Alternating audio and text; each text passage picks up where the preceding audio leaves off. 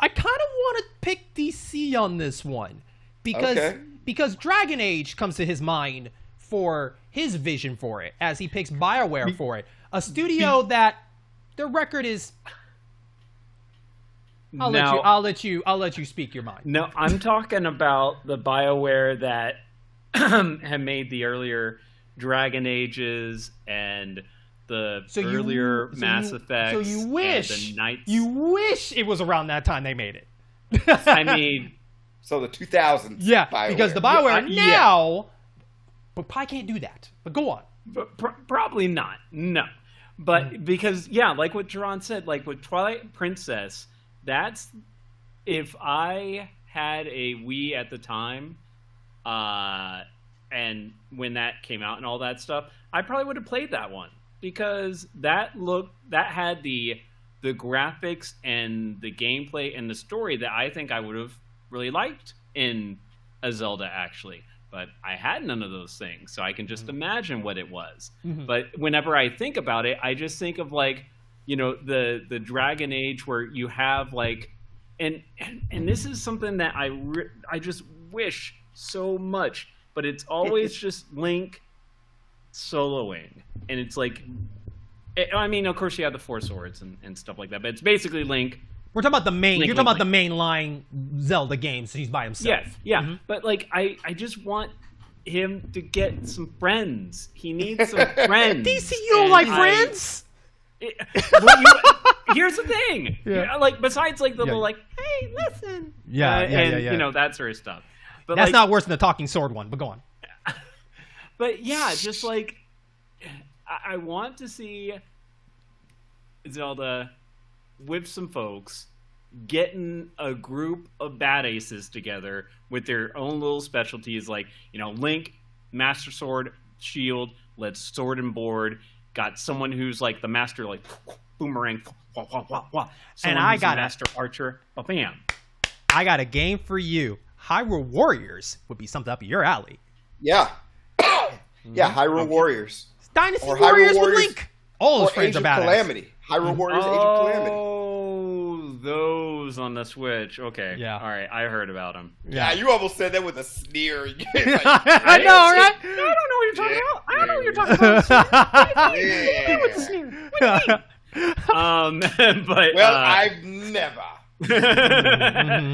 But yeah, like just with the again the older BioWare, they would give the gravitas and the everything with that a Zelda game would, I think, really fit well in for a mature audience, for folks who, of maybe my age, our age. Thank you. Maybe. Thank you.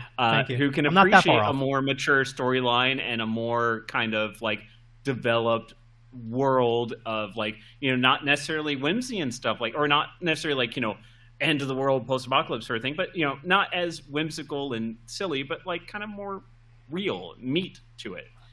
My question for you on the Dragon Age before we speak our piece is, they have the 3 titles that they have made. Could you kind of be more specified which direction you were wanting? Because each Dragon Age went a totally different direction for each one. So you have the first one, you have that second one that went hack and slash, and then you have the one that had a mixture of all. With the last. I'm thinking one. I'm thinking more of the mixture a little bit, but okay. like I guess also acquisition. He's talking about acquisition, yeah. Yeah, okay. But I also can say like, because of how Zelda is kind of more of a kinetic kind of game, like I can see it going the hack and slash route and still be good and still give a fair approach to the story and stuff like that. Because the main thing that matters to me is how well a developer could treat the story. And again, classic BioWare, they were on top of their game with those stories. So it's I can agree with the visuals of BioWare in my opinion. I think when it came to visuals, they're really good at that. My experience with BioWare games have been not the best because some of the games I have played, they have a little bit of couple bugs issues, which I'm not saying is a deal breaker. I mean, Bethesda is still the king for it. But to that point, visually, I like it. Storytelling, I give you storytelling. I can't defend the second Dragon Age. I don't think there was a really good story there. But the first one I give you. First one. I'll agree. I will agree with you finally on something that you're talking about, a game that I like. Oh, yes. Thank you. Thank you. So for all you've said, DC, it sounds like mature, a real world you get into, sink your teeth into. Sounds like you probably would like Breath of the Wild. Open world, no thank you. Nope. It's only as open as you want it to be. But Acquisition is kind of open world-ish. I mean, sure, it's in different sections. Maybe a sandbox per se, each one, I guess. Dragon in that Age aspect. Inquisition has missions and overarching story, but you can explore more, and it's from a mission box. I'm just saying, sounds like you're describing some Breath of the Wild. But here's another thing too that DC needs to consider, and I'm wondering if that's what he wants, is do you want the choice making? Because you have to remember in Inquisition, you were this chosen person that has to make choices based on your kingdom, everything. Do you want Link to kind of have that title to do that kind of thing? Do you leave that to Zelda to do that? Do you switch back and forth with those decisions? Because I think the main thing you want is Link with character development and other cast members to help him be more developed instead of being the silent protagonist. Yes, I'm tired of silent protagonists, I guess. I don't blame you. I don't blame you. I've been on that too. Yeah. But I think it would be really kind of so. Man, I'm going a little bit kind of back and forth with that platinum thing again. But like with the multiple playthroughs, like you would see different perspectives from a different side. Like well, I guess Platinum didn't do the first Nier. I forget who did the first Nier. It was Square. It was Square in-house. Square in-house? Okay, yeah. Some developer. It was Square in-house. Cavia was a developer. Cavia. Oh, okay. My God. Yeah. Anyways, sorry. I'm getting way off track. But basically, just a more developed Link, more story-driven, more meat. And yeah. But this is I say all that. And if you gave me that, I probably would still not play it because I'm not the biggest Zelda fan. here's a. I think though that might be an interesting idea, but there is a cool idea you can do with development as Link's still the hero. It'd be cool to have like a war room meeting of Link just seeing what it is going through Zelda and the rest of this team. Because say there is a war, right? And Link is still going on this adventure. But also, too, he can come to the round table and just see what everybody's doing. Zelda's thinking of this and this, because if you play Acquisition, there was a map, and you got to pick and choose what it is. Like, you could almost do kind of like where certain things where you could send an army out to go do stuff. Like, you can go continue his adventure, come back, and see this army do something over there, and that can change the map or something as he goes on his adventures or something like that. Yeah. Pretty much Age of Calamity. Yeah, exactly. In Inquisition form, because you play different characters. They all have different missions and ideas. Yeah. And then also, too, it'd be cool to have some twists and turns. Like, how cool would it be that Ganondorf, before becoming evil, was part of that crew? And then the twist would be he would betray y'all or something like that. And of course, if you're a Zelda fan, you see it coming. There's no way he would stick with you the whole time. But the point is, it'd be cool to just see a development of how he became that way. Along with, I forgot what Impa. With Impa part of that group. As they're run the same race with the Gordons and all the Zoras, all of them all coming together for this meeting or something like that, and they slowly develop. So there is an idea there. It's just more of seeing if people can get out of the old Zelda trance to be welcome to something new, which is the most difficult thing because people don't like change when it comes to a franchise they love so much. Mm-hmm. But for me, I like risk-taking ideas because. There's only so much you can beat a dead horse. We're at the open world Zelda. Now what's next? You got to do something. Maybe the Bioware idea could be something that can make that better. I'm not 100% sure. But you, Jaron, decided to go with Next Tech, the people that did Crusaders Century, which, if I'm correct, that's a Sega Genesis game. Crusader Ascenti. Yeah. Oh my God, that's a throwback. And you threw two. Wait, are you picking and choosing between these two? I'm saying either Next Tech or Climax Entertainment because they did Landstalker. Oh, Landstalker. So you're definitely thinking more of an old school kind of Zelda style for this one. Isometric. Yeah, you're thinking overhead. for that to way. the past style. Yeah. No, but I'd rather play that. My idea, just throw that out of the way.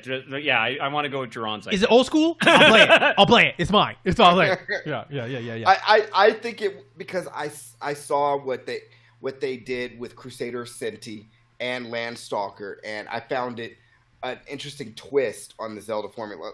Really, if I really had my druthers, I would have also trying to remember who's the developer of Ys Origin and Nihon Falcom. Mix that in there because no words, just action. That's their games. No words. Where do you need to go? Who do I need to kill? a mixture of that. I mean, I'm just kidding. Landstalker Crusader Senti had the, go here, kill this, retrieve this, go back. But at the same time, it's kind of what Link to the Past was about. It had dialogue. It had atmosphere. But as far as... I'm not saying they would have done it better than Nintendo, but I would be interested to see what they would have done with the Zelda property. The Legend of Zelda property. It's too bad that the Stalker series, that particular Stalker series... did not end well on this path because the last entry they had on the Dreamcast was a bit of a letdown probably for a lot of people that are following that cult, and I believe it's called Time Stalkers, if I'm correct. I believe that's what it's called. Has the character with the blue hair. He looks like he fences. I played a little bit. I got bored really quick. It was too traditional and boring for what it was. You're right. It's Time Stalkers. Yeah, that's what I thought. But Stalkers, because and we all can agree here, the Saturn really hurt a lot of those franchises, and they never returned after that because they put a lot.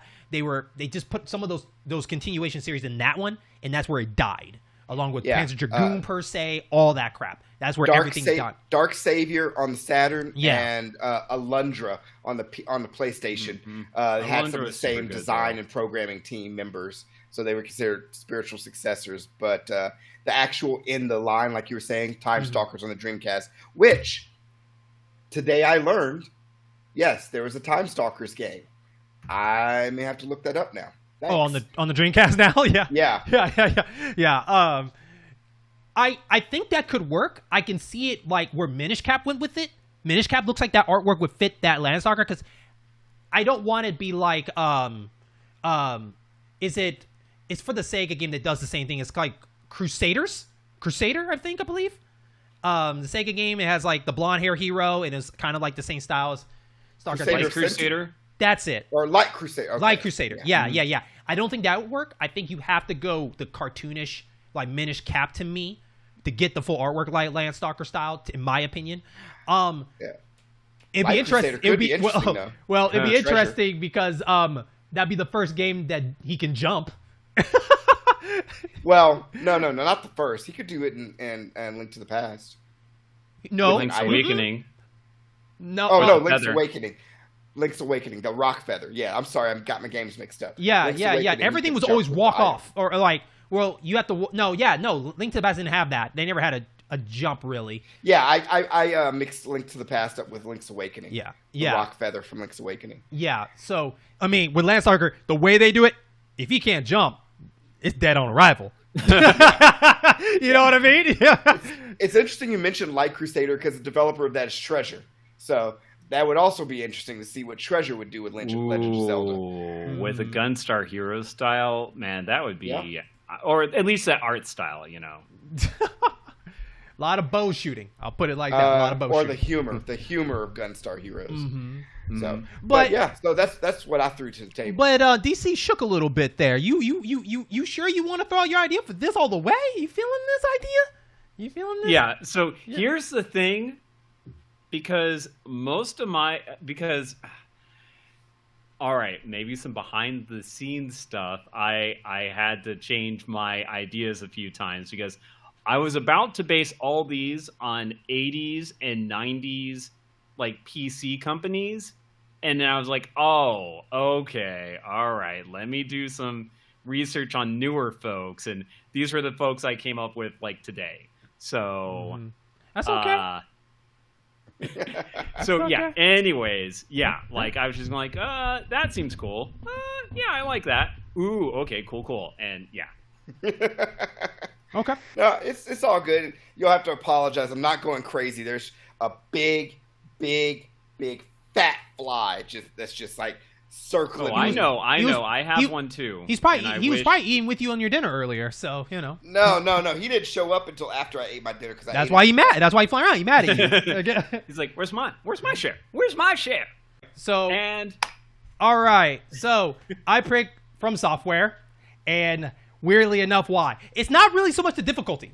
I didn't pick it for the difficulty. I don't think Zelda should be like hard. It should not like that. I pick it because of the world building. I think Elden Ring's world building is really cool, and it'd be kind of cool to see what it'd be like if Link was trapped in a dark world, and his goal is to get out. Now we've seen this with Twilight Princess, right? But only like a short time with Twilight Princess. And what I mean is, you go to the other world for a little bit, only for like a certain set piece. You can't explore everything in the dark world. You're there for that certain section as a wolf.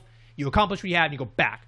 But what if in the new Zelda game, where Zelda somehow transferred the world and all this stuff, and it becomes kind of similar like Elden Ring, where you're exploring this world and these enemies, the world is so alive that you walk around and you see these enemies pop up and attack you and everything like that. Yeah. I think that would be pretty rad. I think that would be really, really cool to see in that aspect, just to see like what surprises can poke out at him, and how maybe Ganon is rules this world, and your goal is to get to Ganon or something like that. But also there's an open world of exploring other things. You know, you're looking for Zelda, of course. Everything. I think it'd be pretty cool to see what they can do with that. And Elden Ring looks really cool for that. So, what are you guys' thoughts? I mean, I haven't played Elden Ring, but I haven't either. From what I've seen, yeah, you could, overworld, then dark world, and you still have enemies on both. It almost reminds me, from the way you described it, of Zelda 2: Adventure of Link, but a little bit more modern and less with the kind of random encounter. But it's just all in one spot. And I guess too, like the horse, the you have in that game that you can ride on traveling. That's what I imagine for Link. Because honestly, to tell you the truth, like I really don't want him to have a horse. It'd be kind of cool if he has a different animal just to change it up. Maybe kind of like Princess Mononoke. We talking about the deer, the deer one. That's pretty cool. I like that idea. Yeah, that was super cool. Yeah, I mean, it'd be cool. Like he just has to work what the dark world gives to him, and like he has to go hunt for a different creature to ride on, and then that's his companion throughout. Oh, like Breath of the Wild, a bear. You can ride a bear. You can ride a bear? In Breath of the Wild, yeah. I didn't know you could ride a bear. Yeah. Never tried because it's a bear, but yeah, thanks. I was like, screw it. He'll either let me ride him or I'll put a bomb up his ass. But you can do that too? I'm just kidding. But yeah, no, I can see that. I can see that. The From Software aspect, I'm sure they'll.